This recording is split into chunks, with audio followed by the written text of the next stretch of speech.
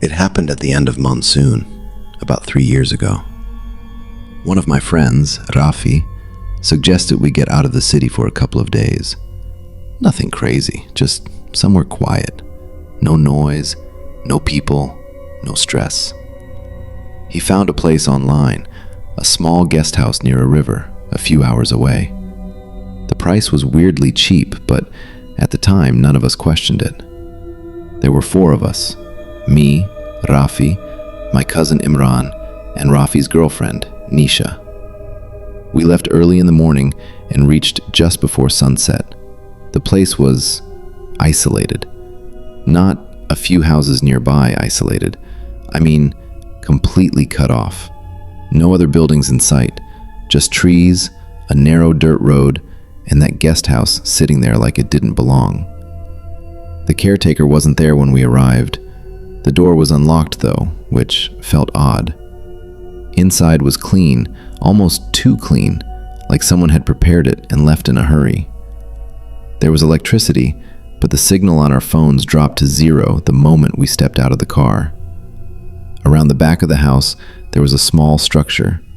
Not exactly a shed, more like a single-room building. It had a metal door with a heavy lock on it. Imran joked about checking it out, but something about it made me uncomfortable. The lock looked old, but recently used, if that makes sense. We didn't think much of it after that. We were tired. We made some food, sat outside for a while, and just listened to the river. It was peaceful. Too peaceful. That night, it started raining. Light at first, then heavier. The kind of rain that drowns everything else out. I remember lying in bed, staring at the ceiling, listening to it. At some point, I fell asleep. I woke up to a sound. Not loud, just wrong. Like something dragging across the ground outside. I didn't move at first. I just listened. It stopped. Then a few seconds later, I heard it again. Closer this time. I got up and looked out the window. It was dark, but I could barely make out the yard from the lightning flashes. That's when I saw it. The door of that small building in the back was open.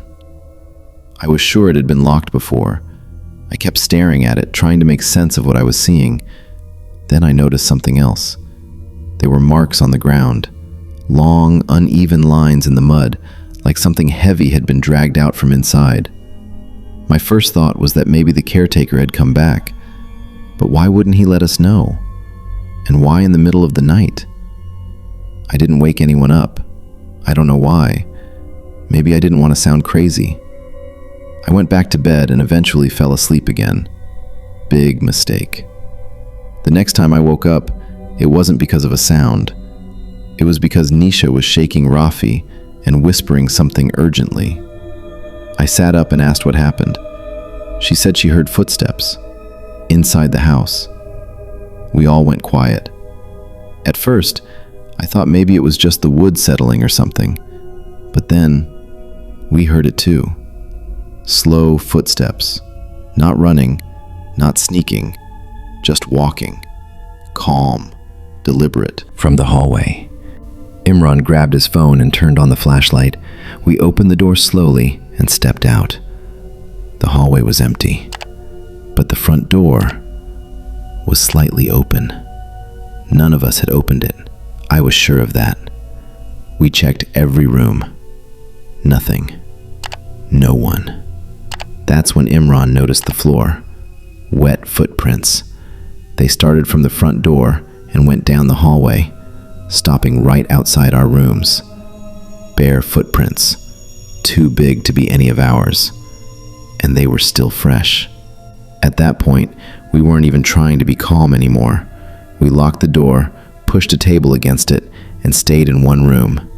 Nobody slept after that. Around maybe 4 a.m., we heard knocking. Not on the front door, on the wall, from outside. 3 knocks, then silence, then again. Same pattern. Knock, knock, knock. It went on for what felt like forever. None of us moved. None of us spoke. Then suddenly, it stopped. And right after that, we heard something from the back of the house. A door closing. Hard. As soon as it got light outside, we packed everything. We didn't even clean up. We just wanted to leave. When we stepped outside, the rain had stopped. The ground was still wet, so everything was clearly visible.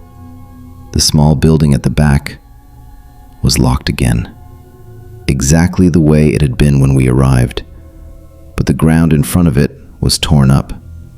Deep drag marks leading away from the door and then just stopping in the middle of the yard. Like whatever had been dragged was no longer being dragged. We didn't stay another second. We got in the car and drove. About 10 minutes down the road, we finally got signal back. Rafi tried calling the number from the booking.